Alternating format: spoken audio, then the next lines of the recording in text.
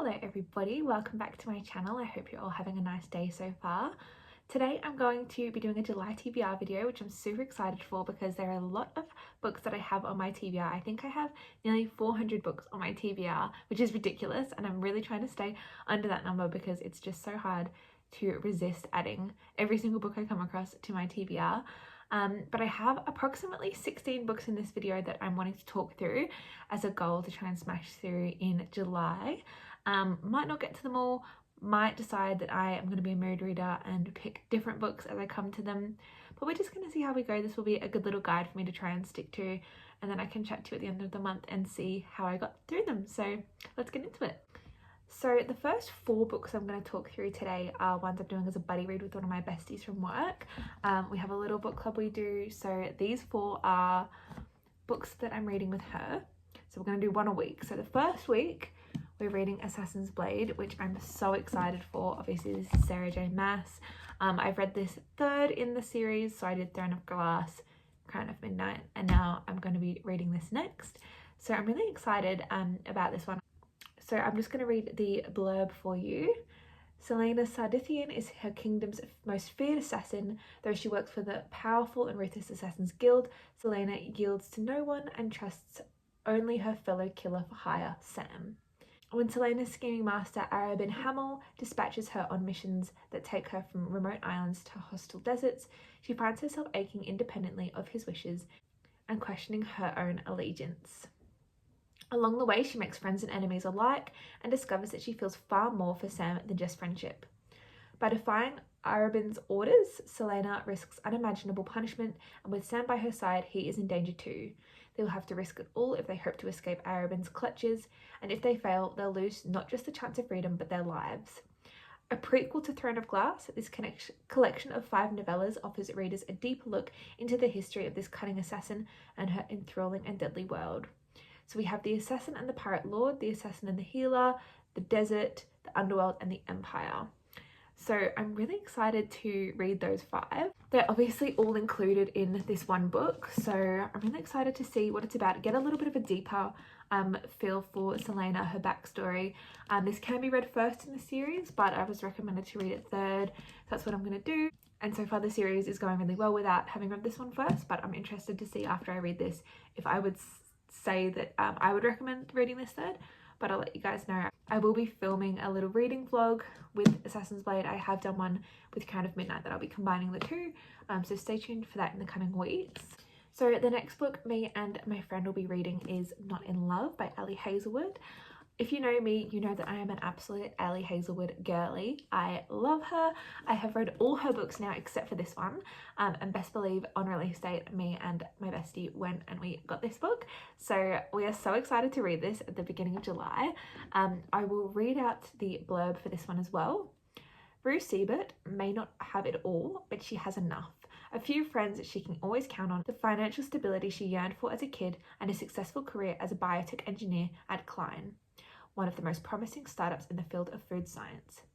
Her world is stable, pleasant, and hard-fought, until a hostile takeover and its offensively attractive front man threatens to bring it all crumbling down. Eli Kilgore and his business partner want Klein, period. Eli has his own reasons for pushing this deal through, and he's a man who gets what he wants, with one burning exception, Rue, the woman he can't stop thinking about, the woman who's off limits to him. Torn between loyalty and an undeniable attraction, Rue and Eli throw caution out the lab and the boardroom windows. Their affair is secret, no strings attached, and has a built-in deadline. The day one of their companies will prevail. But the heart is a risky business, one that plays for keeps. So another STEM novel from Ali, which I'm going to be really excited for, but this one is going to be very different because it's probably not going to be as fluffy and romantic as her others. So I'm definitely excited to see how this goes as something different from her. Definitely one of my most anticipated reads of July. So the next book that we're reading as part of the book club is Airafire, also in the Throne of Glass series. Really excited to just keep progressing through this book, trying to kind of have a book in between each of the series just to pace it out, because otherwise I would literally devour it all straight away. But I'm a little bit scared to read the back of this actually, now that I've just thought about it, because I don't know how much is going to give it away. So I'm not going to read the back, but obviously it's going to follow Selena through the next part of her journey. No, actually I will read it out because surely it won't spoil it. Consumed by guilt and rage, Selena can't bring herself to spill blood for the king of Ardalan. She must fight back. The immortal queen will help her destroy the king for a price. But as Selena battles with her darkest memories and her heart breaks for a love that could never last, can she fulfill the bargain and head the almighty court of Terrasen? And who will stand with her? So it's going to be another really gripping one. It's definitely starting to get bigger. I think this was like 560-ish pages when I last checked. So I think it will be a good one. It says, queen or traitor, only she can decide. So we will see what that means. But I'm really excited to read this, get more into this series. And then after this one, I think they start to get really chunky. So scared, but super excited because so far I'm absolutely loving this series. Every book I've read so far in this series has been a 5-star. So I'm really hoping that it can remain that amazing. So the final book out of the book club books, how many times can I say book in one sentence, is The Hating Game by Sally Thorne. I'm really excited to read this because I've never read any of Sally Thorne's books, but I'm actually meeting her at an author convention in a few months. So I definitely wanted to read one of her books to see if it was any good. And I believe this was actually made into a movie, if I'm not mistaken, which I don't think I've actually watched. So definitely going to have to give that a go. But I'll read the blurb for this. Firstly, there's like a little thing that says, but I don't know if that's upside down, but it says, Nemesis 1, an opponent or rival whom a person cannot best or overcome. 2, a person's undoing. 3, Joshua Templeman. So it looks like it's going to be a little enemies to lovers, which I guess kind of makes sense from the title. But it says, Lucy Hutton has always been certain that the nice girl can get the corner office. She prides herself on being loved by everyone at work, except for imposing, impeccably attired Joshua Templeman. Trapped in a shared office, they've become entrenched in an addictive game of one-upmanship. Then there's the starring game, the mirror game, the HR game. Lucy can't let Joshua beat her at anything, especially when a huge promotion is on offer. If Lucy wins, she'll be Joshua's boss, and if she loses, she'll resign. So why is she questioning herself? Maybe she doesn't hate him, and maybe he doesn't hate her either. A little office romance. That's going to be cute, I think. Obviously, I don't think it's too big. It's like 350 pages and it's quite big writing, so that one should be quite easy for us to smash out. But I'm really excited for this. I think this will be a really cute one and it'll make me want to read more of her books, I'm sure. But I'll let you guys know if she's an author I recommend at the end of the month. So the next lot of books that I'm going to be talking through are books that I have requested from the library but I'm currently waiting, but that I'm kind of in like high positions, like position 1 or 2, so I'm hoping they arrive this month, but they may have to be pushed back to my August TBR. But I'm going to read them out and then we can talk through what they are. So I have Powerless and Powerful by Lauren Roberts. I'm powerful. I'm position 1 in both of those. I'm especially excited for Powerless because I have been waiting for that from the library for so long. I probably should have just bought my own copy, but I'm determined now because I'm first in line to just hold off. Powerful, obviously it's a little novella, so I'm not too fussed about if it doesn't arrive for a little while. But I'm really excited because obviously Reckless comes out soon.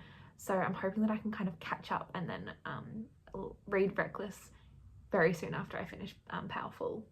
Also on my list, I have Just for the Summer by Abby Jimenez. So I'm second in line for that one, which I'm really excited for. I actually haven't read any of Abby's books before, so I might end up pushing this one back and trying to read a few of hers before I go into this new release. But I've heard so many positive things about this, so many 5-star reviews. So I'm excited to dive in possibly this month. I might have to push it back. And then finally I have The Soulmate Equation by Christina Lauren. I'm also meeting them in a few months. It is 2 authors. I only recently learned this, so it's Christina and Lauren. So I'm reading them soon. I'm really excited. I've read Love and Other Words by them before and I absolutely adored that book. I just thought it was so special. So I'm really excited to read this. And I'm going to try and read some more of hers before I keep saying theirs before I meet them. But we're going to see. Obviously time goes really fast and it's only a few months away. So I'm not sure if I'm actually going to get time to read more, but at least I'm going to read one. Maybe I'll try and cram some more into the TBR this month. We will see how I go. I'm just going to quickly read the blurbs of all of those. I probably should have said it at the start, but like forgive my pronunciation, especially when it comes to the fantasy books, because I always butcher the words and the spellings and the pronunciation. So just, yeah, forgive me for that. So only the extraordinary belonging in the kingdom of Aya, the exceptional, the empowered, the elites. The powers these elites have possessed for decades were graciously gifted to them by the plague, though not all were fortunate enough to both survive the sickness and reap the reward.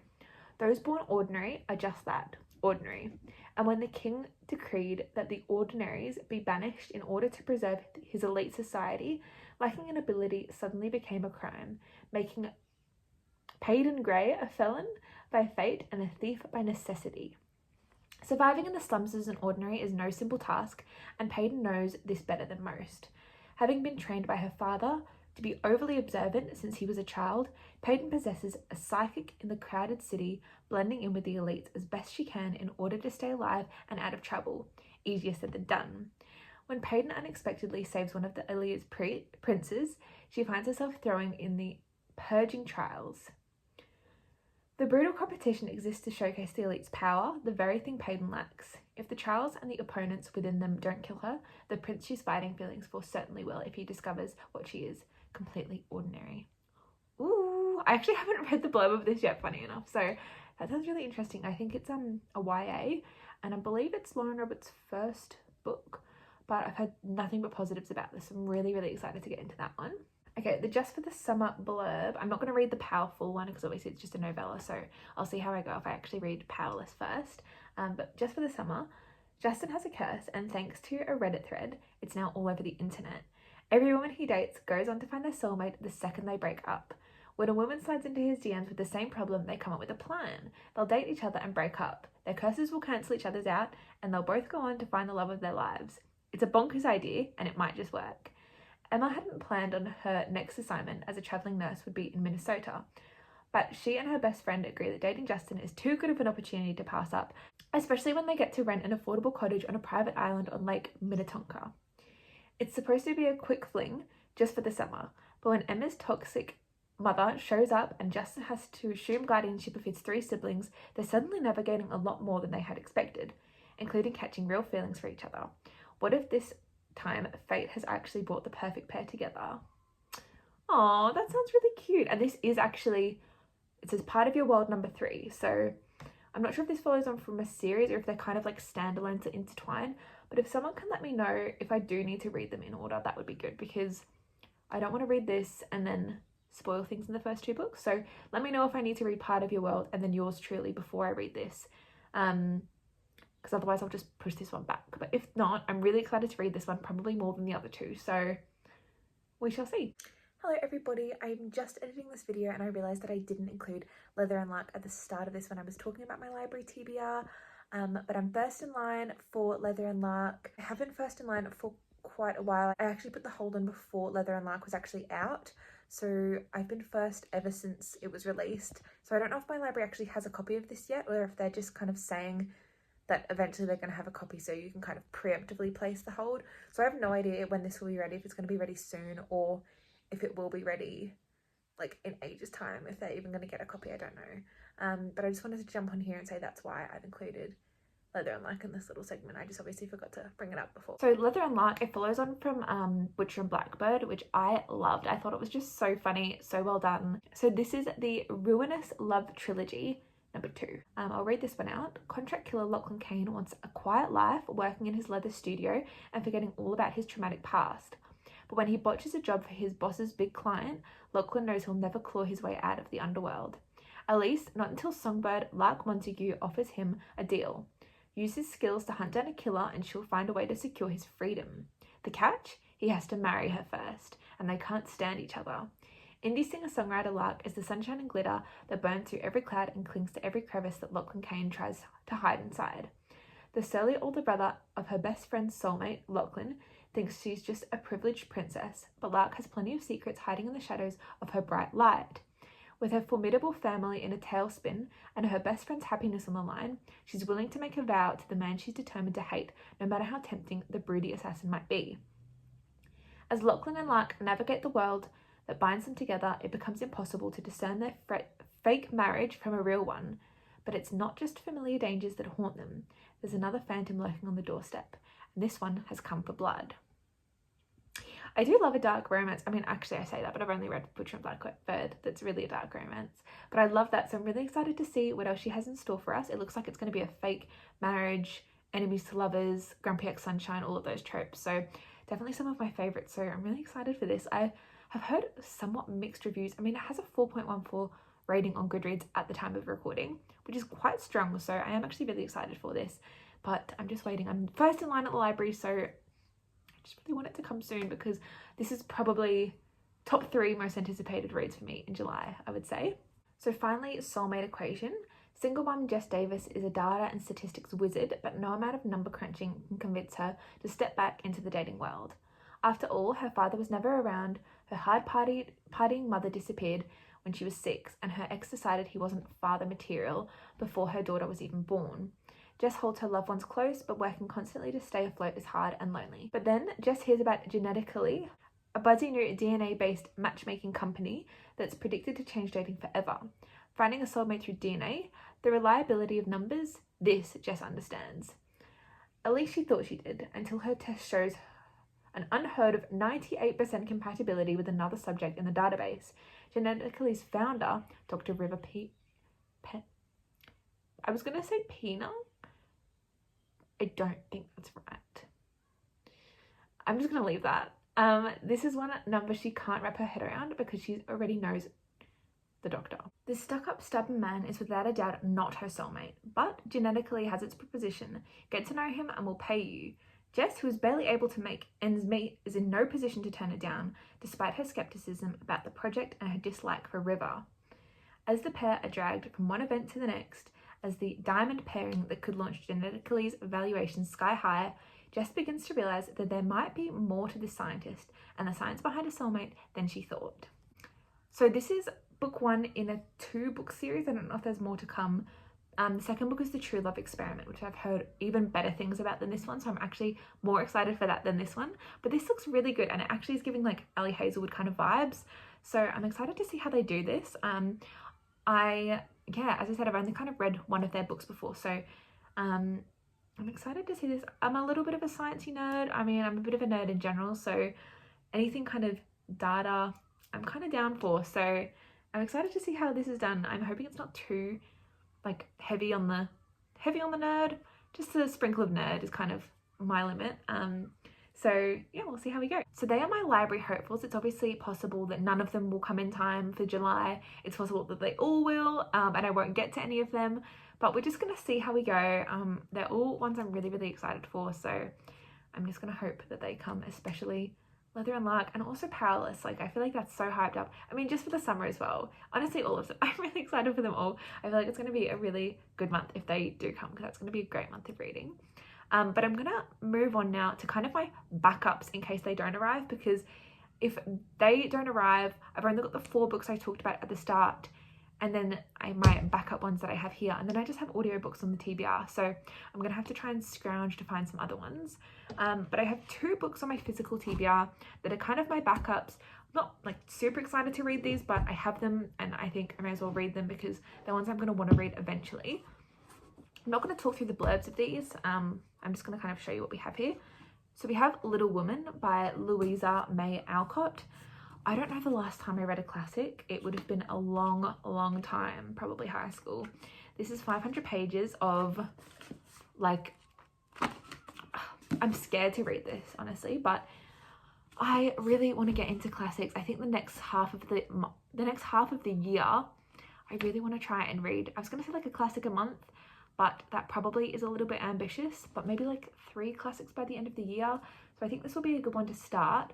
I just would like to have the goal of at least starting this month, not necessarily finishing it, but just getting a little bit of the way through when I have a bit of downtime. If I don't have any other books to read, I think this will be the one that I kind of pick up and just like slowly make my way through. So I think I'm going to try and watch the movie possibly first, the 2019 movie that came out, just to kind of get my head around the characters. I don't usually love to do that, but I think for classics, sometimes you need to, because sometimes it can get a little bit complicated with the writing, what they're actually talking about.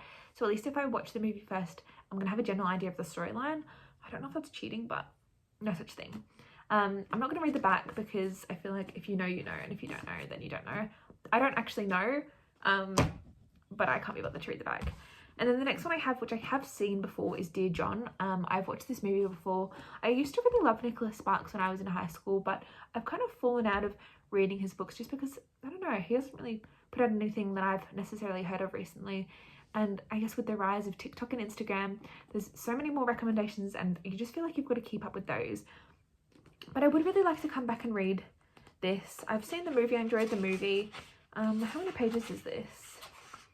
About 300, just shy of 350, so shouldn't be too hard to read. I think I'm going to try and prioritize Little Women over Dear John, just because I just will never get to it if I don't put it out there that I'm going to read this. So this is going to be the one I really try to read. This is going to be the one that's kind of a backup. I mean, they're both backups for the library books. If all the library books come, I'm not going to have time to read these.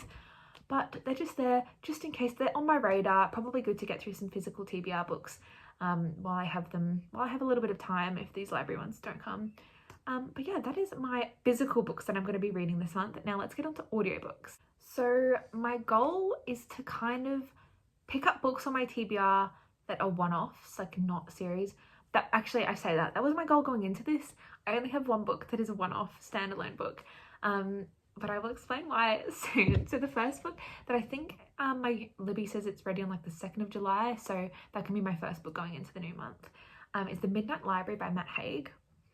I'm really excited to read this, and I think it has a really cool cover. I obviously don't have it on me because it's going to be an audiobook, but I will read it out. Between life and death there is a library. When Nora Seed finds herself in the Midnight Library, she has a chance to make things right. Up until now, her life has been full of misery and regret.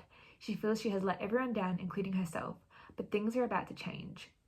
The books in the Midnight Library enable Nora to live as if she has done things differently. With the help of an old friend, she can now undo every one of her regrets as she tries to work out her perfect life. But things aren't always as what she imagined they'd be, and soon her choices place the library and herself in extreme danger. Before time runs out, she must answer the ultimate question: what is the best way to live? This has nearly 2 million ratings, so it's obviously very popular. Don't know if it's still popular. This was published in 2020, so it might have been a COVID reads for some people. But I haven't heard a great deal about this, but I'm really excited to give it a go anyway. I was recommended this one, so it was actually the winner of the best fiction for 2020, which is definitely saying something. So I'm actually really excited now to give it a go, give it a listen.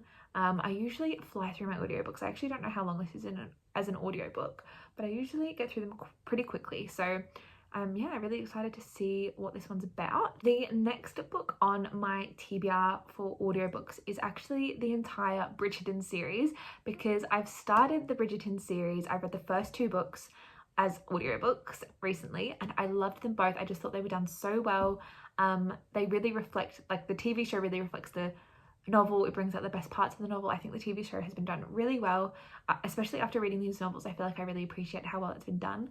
I love the modern aspect to the historical novel. I think it really is captivating, and it's just done so well. So I'm so excited to get through that. I really am going to try and do like one audiobook of whatever, and then one Bridgerton audiobook, one audiobook, one Bridgerton audiobook, because I'm just loving them. Like, they're just so good, and I'd love to try and kind of have them all read by the time the next series comes out, or the next season rather. I've watched all of the 3 Bridgerton series as well as Queen Charlotte, and I loved them all. So I'm going to try and finish this before the next season comes out, even though that's like, I think it was like 2026 the next season's coming out, so I have plenty of time. But I would love to say that I'm all up to date before the next season and actually listen to the books before going into the show this time. I'm not going to read the blurbs or anything because I don't know how many of them I'm going to get to. They're going to just be something I'm constantly chipping at, so I might finish them. I might only read one. I'm not too sure. I'm also going to try and read one more before the month ends, but that might not be possible. So I'm not sure if I'm starting from book 3 or book 4 in July. So I'm not going to read any of the blurbs. If you've watched the show, you kind of know the general gist. If you haven't watched the show, I definitely recommend. The next audiobook that I have on my TBR is Everything I Know About Love by Dolly Alderton. I'm actually reading her other book, Dolly Alderton on Love, Life and Friendships. And I think this is just a beautiful advice book. It's a non-fiction. It's just literally her talking about people who have sent in questions to her that she gives them advice on. It's a super quick read, but obviously because it's non-fiction, it's not something that I'm kind of devouring. I'm just kind of picking it up every once in a while, reading a few of the columns. Each little bit of advice is a few pages long, and then that's it. So she has different topics.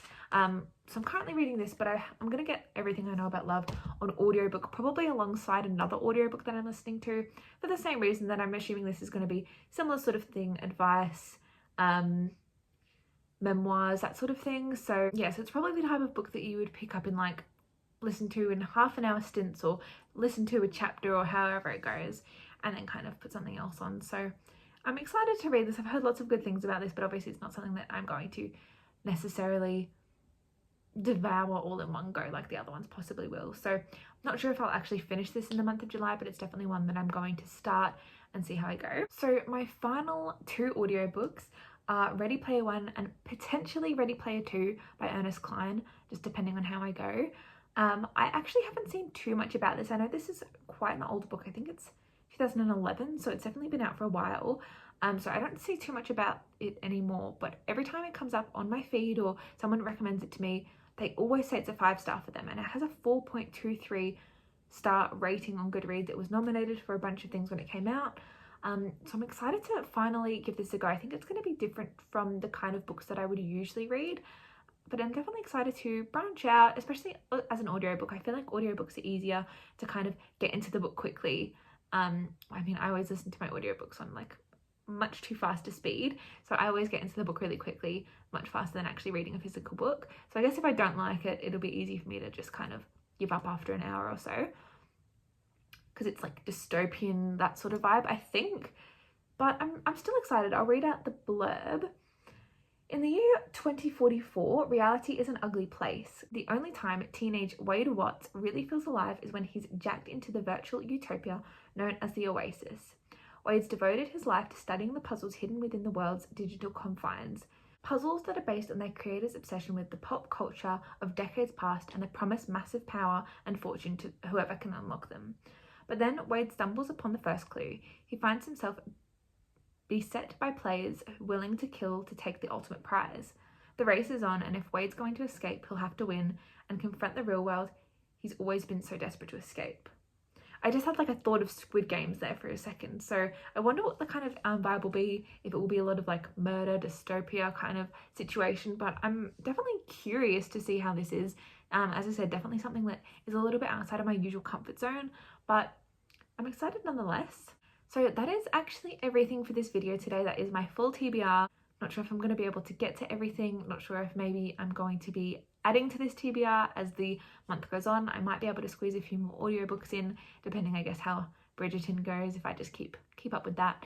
But yeah, that was all for this video. Let me know what sort of books you have on your TBR. I'm really excited to see and get some more recommendations. Not that I need any more, because my TBR is too long as it is. There's just not enough days in the year for me to be able to finish all of these books. But hopefully I get through them soon, and thank you so much for watching. Make sure you give this a thumbs up and stay cozy.